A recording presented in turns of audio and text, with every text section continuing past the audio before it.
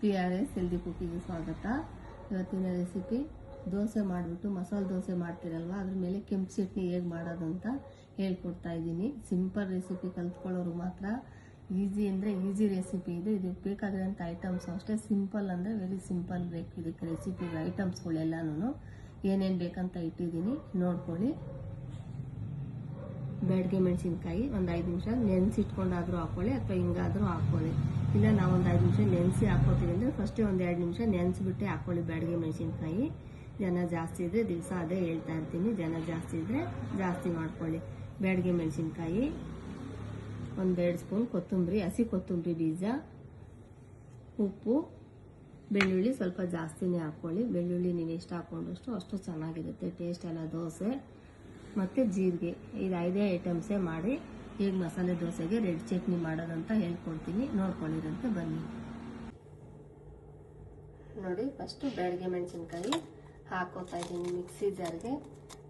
ಹಾಕೊಂಡ್ಬಿಟ್ಟು ಬೆಳ್ಳುಳ್ಳಿ, ನೋಡಿ ಬೆಳ್ಳುಳ್ಳಿ ನೀವು ಮೆಣಸಿನ್ಕಾಯಿ ಎಷ್ಟು ಹಾಕೋತೀರ ಅಷ್ಟು ಬೆಳ್ಳುಳ್ಳಿನೂ ಚೆನ್ನಾಗಿರುತ್ತೆ. ಬೆಳ್ಳುಳ್ಳಿ ಹಾಕಿದಷ್ಟು ನೋಡಿ ಬೆಳ್ಳುಳ್ಳಿ ಹಾಕ್ತಾ ಇದ್ದೀನಿ. ಜೀರಿಗೆನೂ ಹಾಕ್ತಾ ಇದ್ದೀನಿ, ಕೊತ್ತಂಬರಿ ಬೀಜನೂ ಹಾಕ್ತಾ ಇದ್ದೀನಿ. ಉಪ್ಪು ಮಾತ್ರ ನೋಡ್ಕೊಂಡು ಹಾಕ್ಕೊಳ್ಳಿ, ಎಷ್ಟು ಬೇಕೋ ಅಷ್ಟು ಮಾತ್ರ ಹಾಕ್ಕೊಳ್ಳಿ. ನಾನು ನೋಡಿ ಅಂದಾದ್ಮೇಲೆ ಸ್ವಲ್ಪ ಹಾಕ್ಕೊಂಡು ನುಣ್ಣಗೆ ರುಬ್ಕೊಂಡ್ಬಿಡೋಣ. ನೋಡಿ, ಒಂದು 1/4 ಗ್ಲಾಸ್ ಅಷ್ಟು ನೀರು ಹಾಕೊಂಡ್ಬಿಡಿ. ನೀರು ಹಾಕೊಂಡು ನುಣ್ಣಗೆ ರುಬ್ಕೊಂಡ್ಬಿಡೋಣ. ನೋಡಿ, ಇಷ್ಟು ಅದಕ್ಕಾಗಿದೆ. ನೀವು ಇದೇ ಅದಕ್ಕೇನೆ ರುಬ್ಕೊಳ್ಳಿ. ನೋಡಿ ಎಷ್ಟು ಚೆನ್ನಾಗಾಗಿದೆ. ಇವರೇನಪ್ಪ ದೋಸೆ ಮಾಡೋದೇ ತೋರಿಸಿಲ್ಲ, ಬರೀ ಕೆಂಪು ಚಟ್ನಿ ಮಾತ್ರ ತೋರಿಸ್ತಾರೆ ಅನ್ಕೊಂಬೇಡಿ. ನೆಕ್ಸ್ಟ್ ರೆಸಿಪಿನಲ್ಲಿ ದೋಸೆ ಕಲ್ತ್ಕೊಳ್ಳೋರ್ಗೆ ದೋಸೆ ಹೇಗೆ ಮಾಡೋದಂತಾನು ತೋರಿಸ್ತೀನಿ. ಇವತ್ತು ನಮ್ಮ ಮನೇಲಿ ದೋಸೆನೇ ಮಾಡ್ತಾ ಇರೋದು. ಇದ್ರ ಮೇಲೆ ಸವರ್ಬಿಟ್ಟು ದೋಸೆ ತೋರಿಸ್ತೀನಿ. ನೆಕ್ಸ್ಟ್ ರೆಸಿಪಿನಲ್ಲಿ ದೋಸೆ ಮಾಡಿ ತೋರಿಸ್ತೀನಿ. ಇದೇ ಥರನೇ ರುಬ್ಕೊಂಡು ದೋಸೆಗೆ ಹಾಕ್ಬಿಟ್ಟು ತೋರಿಸ್ತೀನಿ. ನೋಡಿ, ದೋಸೆ ಹಾಕಿದ್ದೀನಿ. ಹೆಂಚ ಮೇಲೆ ಸ್ವಲ್ಪ ಖಾರ ಆ ಥರ ಸವರ್ಕೊಂಡು ನೀವು ಹಾಕ್ಕೊಂಬಿಡಿ. ದೋಸೆ ಮಾಡೋದು ನೆಕ್ಸ್ಟ್ ಟೈಮ್ ಗ್ಯಾರಂಟಿ ಹೇಳ್ಕೊಡ್ತೀನಿ. ನೋಡಿ, ದೋಸೆ ನಾನು ಮಾಡಿ ಹಾಕ್ತಾ ಇದ್ದೀನಿ, ಖಾರನೂ ಸವರ್ಕೊತಾ ಇದ್ದೀನಿ. ಆ ಥರ ಕೆಂಪು ಚಟ್ನಿ ಮಾಡಿ ನೀವು ಇದೇ ಥರ ಸವರ್ಕೊಂಬಿಡಿ.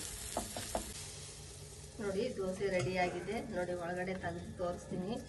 ಸೂಪರಾಗಿ ಬಂದಿದೆ. ಮಸಾಲೆ ದೋಸೆ ಮನೇಲಿ ಮಾಡಿಕೊಟ್ರೆ ಆಲೂಗಡ್ಡೆ ಪಲ್ಯ ಮಾಡಿ ತೋರಿಸಿದ್ದೀನಿ, ಚಟ್ನಿ ಮಾಡಿ ತೋರಿಸಿದ್ದೀನಿ, ಸಾಗು ಮಾಡಿ ತೋರಿಸಿದ್ದೀನಿ. ಏನು ಬೇಕಾದ್ರೂ ಮಾಡ್ಕೊಳ್ತೀನಿ. ನೋಡಿ, ಸೂಪರಾಗಿ ಬಂದಿದೆ ದೋಸೆ. ಚಟ್ನಿ ಹಾಕ್ಕೊಂಡ್ಬಿಟ್ರೆ ಇದೇ ಥರ ಟೇಸ್ಟ್ ಅಂದರೆ ಹೋಟೆಲ್ಗಿಂತ ತುಂಬ ಟೇಸ್ಟಾಗಿರುತ್ತೆ. ಒಂದೇ ಒಂದ್ಸಲ ಮಾಡಿ ಟ್ರೈ ಮಾಡಿಬಿಟ್ಟು ನೋಡಿ, ಚೆನ್ನಾಗಿರುತ್ತೆ ಅಂದ್ಬಿಟ್ಟು ಮಾಡಿ ತೋರಿಸಿದ್ದೀನಿ. ನೀವು ಚೆನ್ನಾಗಿರುತ್ತೆ ಅಂತಾನೆ ಅನ್ಕೋತೀರ ಅಂತ ತೋರಿಸ್ತಾ ಇದ್ದೀನಿ. ನೋಡಿ, ಸೂಪರಾಗಿ ಬಂದಿದೆ ದೋಸೆ. ಮಾಡ್ಕೊಂಡು ತಿನ್ಬಿಟ್ಟು ಹೇಗಿತ್ತು ಅಂತ ಹೇಳಿ ಲೈಕ್ ಮಾಡಿ, ಶೇರ್ ಮಾಡಿ, ಸಬ್ಸ್ಕ್ರೈಬ್ ಆಗೋದು ಮರಿಬೇಡಿ. ಸಬ್ಸ್ಕ್ರೈಬ್ ಆಗಿ ಸಪೋರ್ಟ್ ಮಾಡಿ. Okay, bye, thank you.